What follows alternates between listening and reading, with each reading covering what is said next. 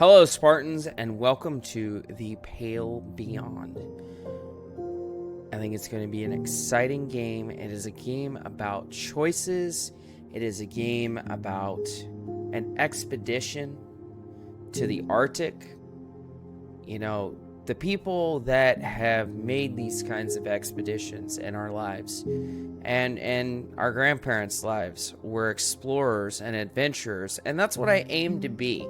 You know, I aim to be someone who explores and has this grand adventure that we call life. So thank you so much for joining me in this game, and let's jump right into it.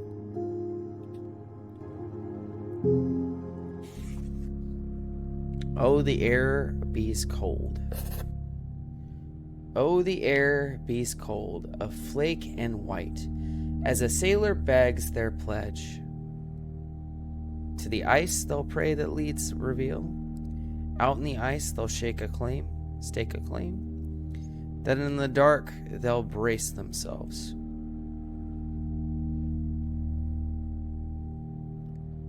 That in the dark they'll brace themselves. For horror's still ahead. Of homes they'll dream to the souls around, of glory found. Of homes they'll dream. Of homes they'll dream, of warmth long lost, and chased to frost world's edge. A hunger draws the desperate here.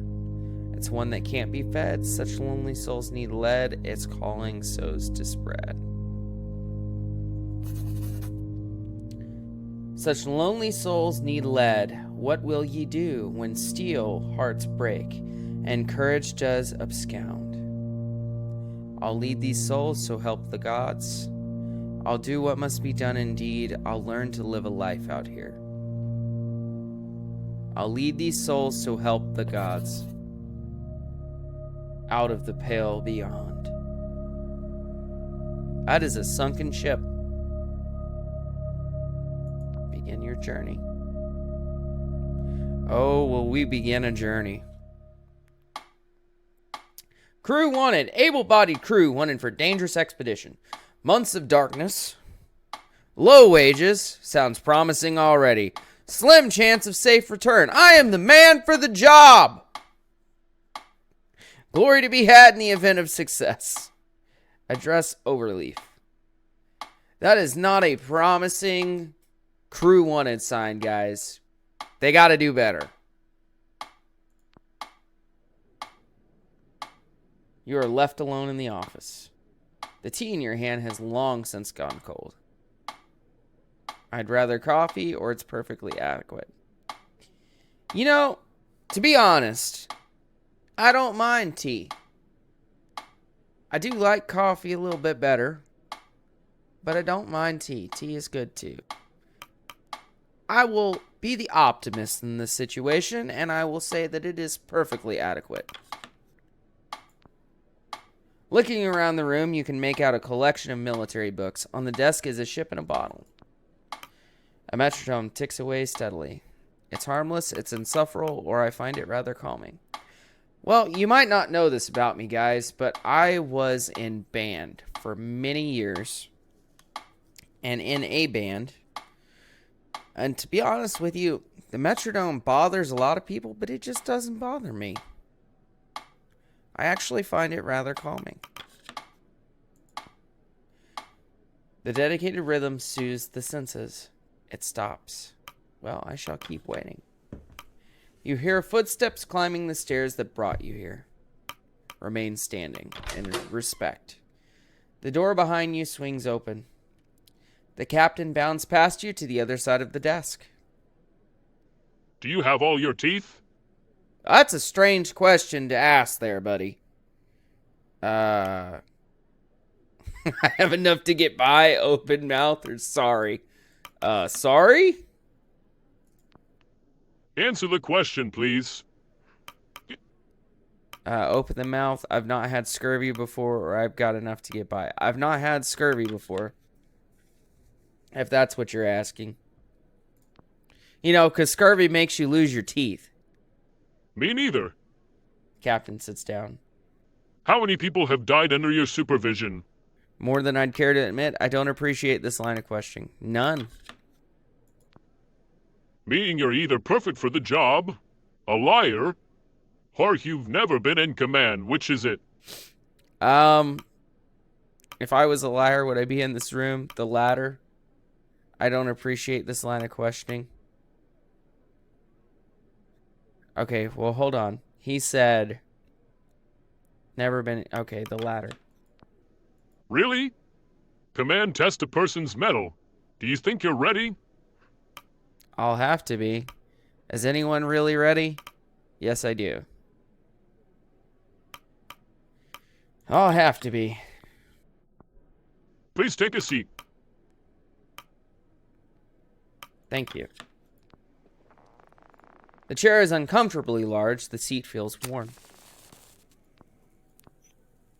I'm Captain Hun. Pleasure is mine, Robin Shaw. He nods. Wait for him to continue. On your desk, what ship is that? So what's the job then? Wait for him to continue. I'll be respectful. I hope you aren't waiting too long. Is this a waste of my time? I'm told it's worth the wait. It's fine. It's alright, dude. It'll all be okay in the end. There's been a lot of candidates. Some good, some bad. Interesting mix. I'm sure you understand the need for discretion. The advert said there was glory to be had. It seems a bit convoluted for a sailing job, or keep listening. Keep listening. Months of darkness, low wages, slim chance of safe return. Now you're just quoting the flyer. I have a feeling that you said in that flyer that you needed people. So I'm the person for the job, all right? That didn't deter you, did it?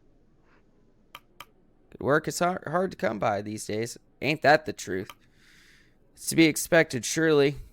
Quite the opposite. It's why I'm here.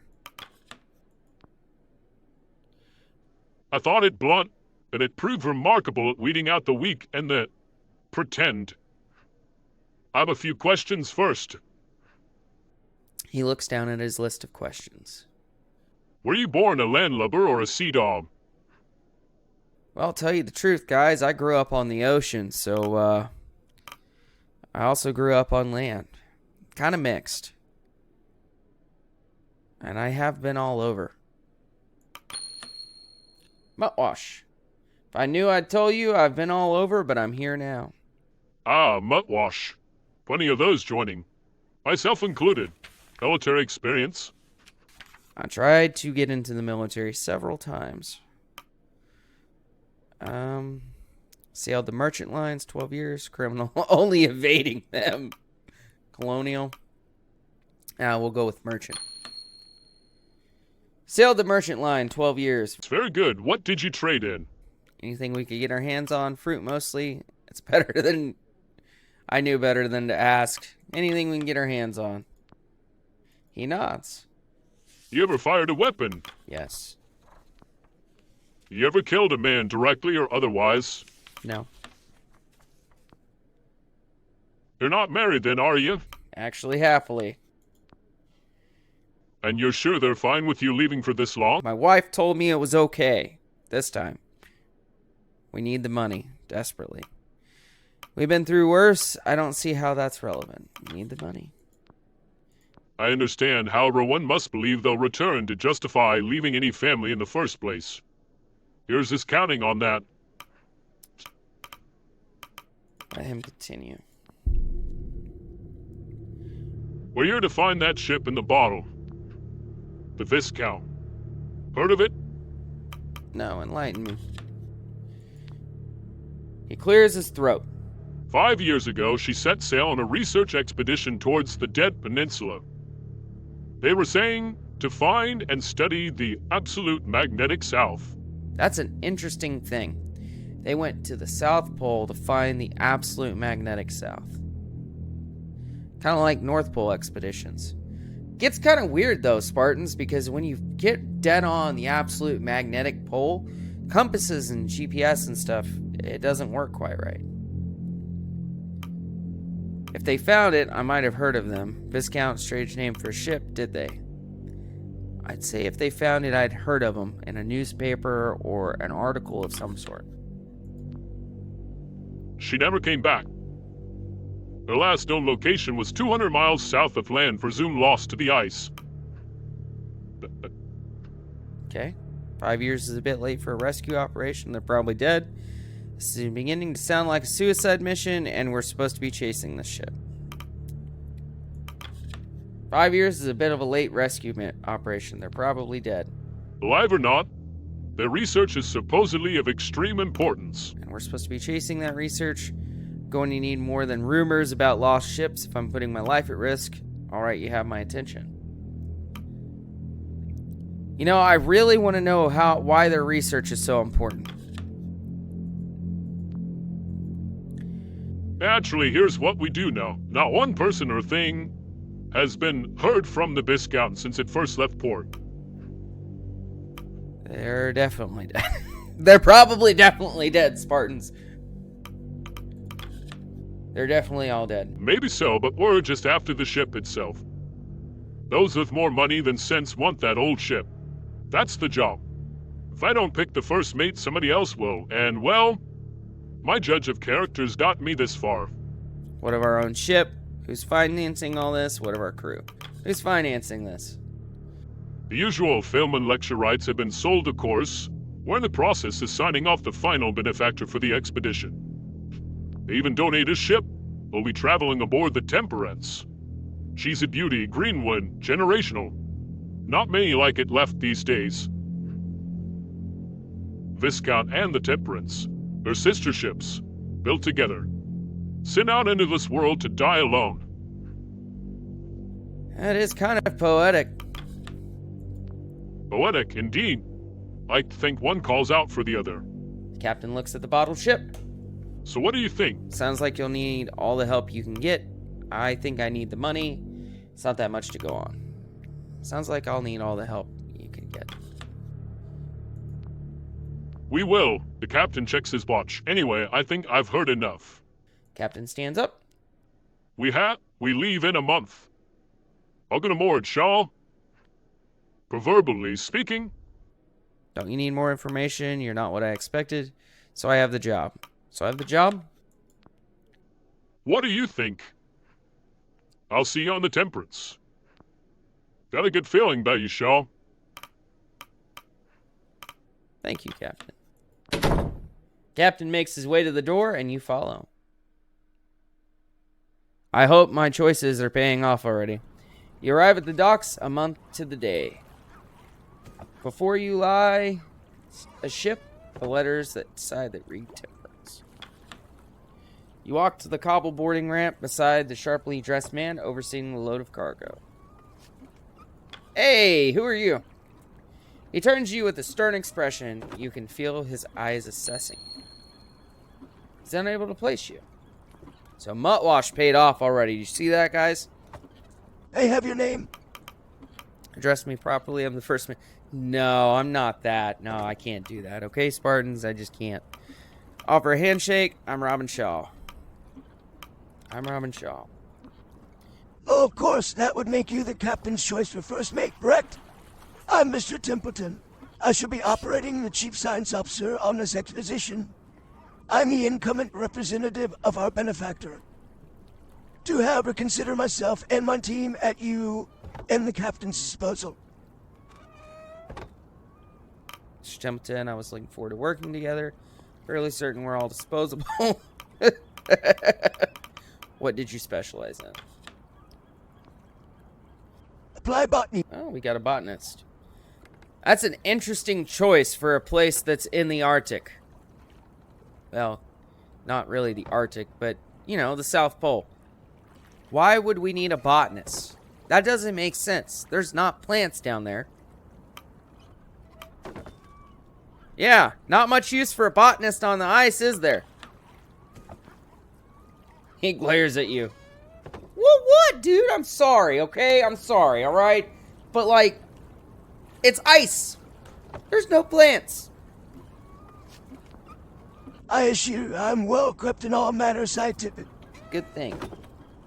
No doubt I need to inform you of your duties. You're second only to the Captain Hunt himself, though I must warn you that you have quite the task ahead. The rabble I've spent the afternoon sorting are the same that you'll have to whip into shape.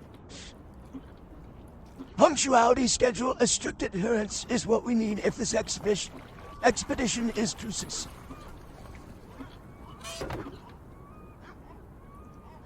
I expect you to be organized, sort.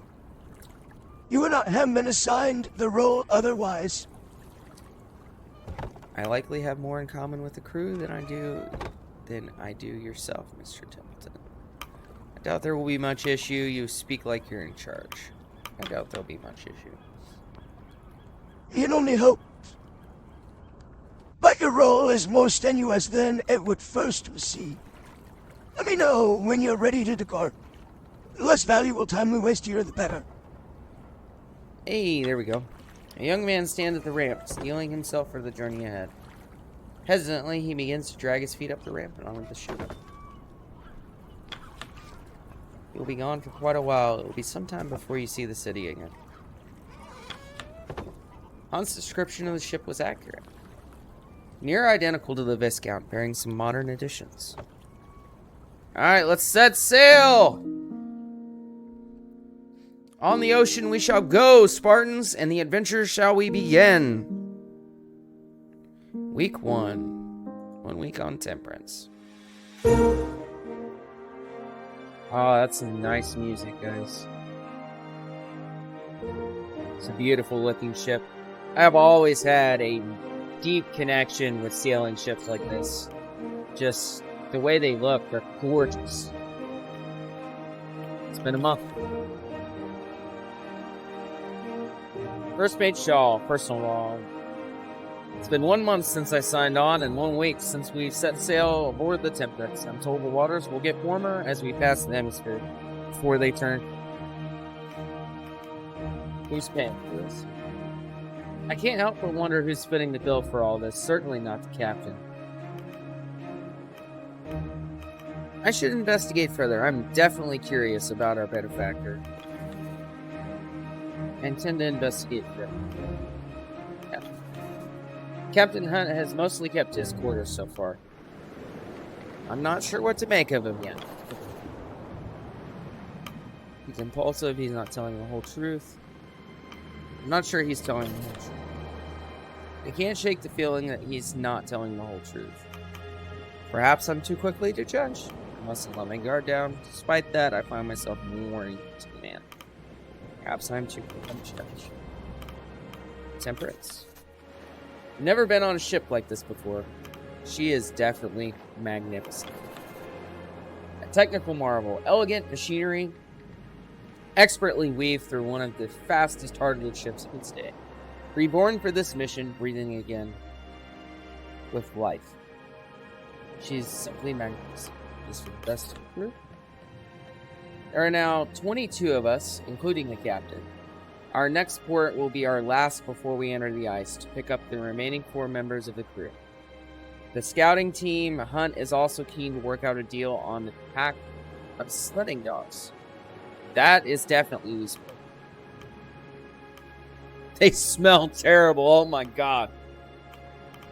I've sailed with worse. We've come across all kinds of trading with merchants, but rarely this swift.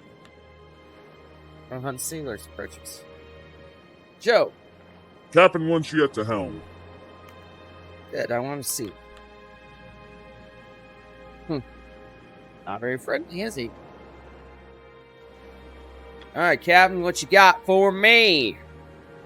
You ascend the stairs to the stern and find the old captain manning the helm of the ship. Ah, Robin, what a lovely day for it, isn't it? It is indeed, Captain. Indeed, it stays like this. I make sure to, by sailing, I share the sailor. Let him continue. He thinks for a moment before stepping aside and stretching out a wrinkled hand. Did you ever take the helm in the Merchant Navy, or were you stuck carrying crates? Here, why don't you give it a try? Sure. I've always wanted to sail one of those ships. That's so cool. You grip the wheel of the ship and feel the weight of the waves in your arms. Memory in your muscles rear themselves as you begin to move inside the ship.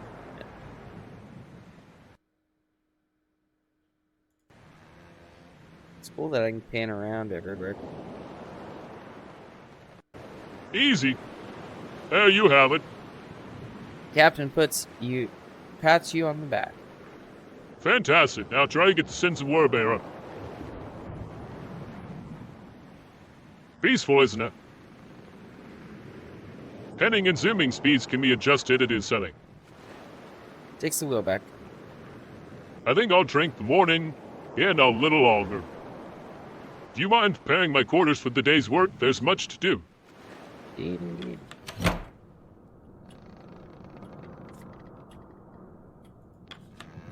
Classical painting depicting sailors doing battle with the Kraken. Man, I really hope we don't see any Krakens. An ode to an old folk story known to all Captain Seamans. Or is it Hamish? A pristine furnished tub secured to the floor. A luxury to be had on the ice. Indeed. On the desk you make out a variety of papers, notes, and maps, as well as a sealed letter with a stamp you recognize as the mark of Apperton Tinning Co. Interesting. The desk itself is suspended with ropes to keep it safely in place. So did Apperton Tinning Co. got something to do with the benefactor?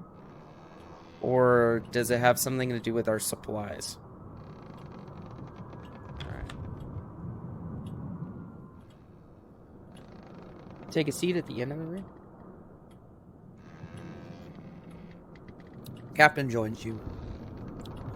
Now let's run through our provisions before taking requests. To start, there are 23 souls signed onto this expedition, ourselves included.